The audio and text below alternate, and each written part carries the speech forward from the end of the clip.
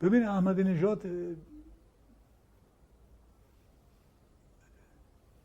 نمونه ایرانی ترامپه. یه آدمی است که فقط خودش رو قبول داره، یه آدمی است که دنبال شهرت طلبی است و برای مطرح شدن خودش مواضعش هم تغییر میده. شما نگاه بکن آقای احمدی نژاد دوره اولش با دوره دوم چقدر فرق کرد.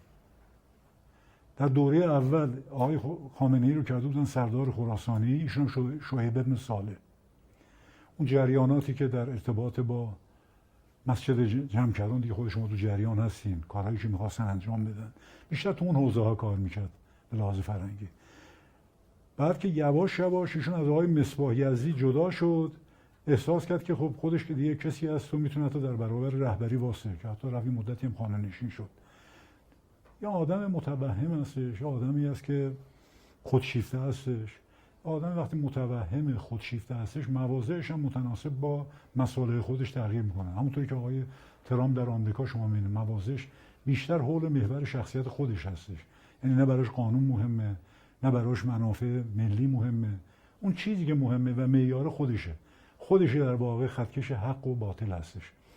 آقای احمدی نژاد رو من در همین حد می‌بینم. به همین اعتبار با توجه به اینکه از قدرت کنار گذاشته شده و حواریونش هم به قول معروف حواریون محدودی هم که داشت، اینا هم پر و بالشون شکسته.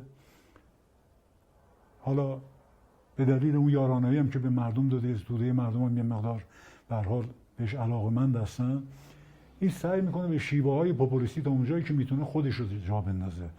به همین خاطر بله موضع الانش با موضع زمان دوره دوم ریاست جمهوریش و به ویژه با دوره اول ریاست کاملا 180 درجه فرق. علت عدم برخورد نظام با احمدی نژاد چی از نگاه شما؟ اخیراً ترامپ رو شما دیدین وارد خونه شدن، یه سری اطلاعات اسناد به دست آوردن. شما شک نکنید ایشون هم یه سری از این اطلاعات رو داره. یک، دوم این توف سربالاست. خب اون تعریفایی که آقای خامنه‌ای از ایشون کرده بود من شما فراموش کردید.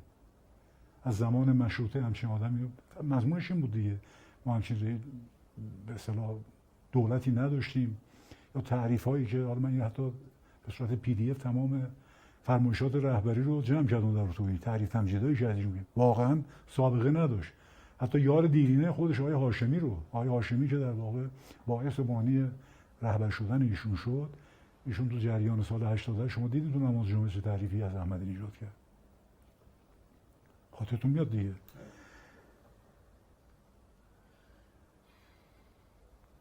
یکی اینه. خب الان چیکار بکنن؟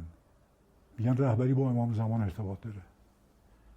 آقای جنتی شما یادتونه میخواست مردم رو تشویق بکنه به اینکه بیان رأی بدن، استناد کرده بود به مادر راننده تاکسی که مادر راننده تاکسی در خواب دیده که امام زمان بهش گفته، امام زمان تصور میکنم که گفته برین رأی بدین به احمدی نژاد. آقای مصباح یزدی خاطرتون میاد که نقل قول کرد از یکی از علمای اهوازی که امام زمان به خوابشون رفته و گفته از این حمایت کنید. آقای خزعلی تعریف تمجیدایی حضرت فاطمه گفته که به این رأی بدین. خب این تعریف و تمجیدا اینا هم به نام نظام تعریف شده. حالا بیان بگن چی؟ کسی نبود به اینا گوش داد کنه این آدم اینطوری است.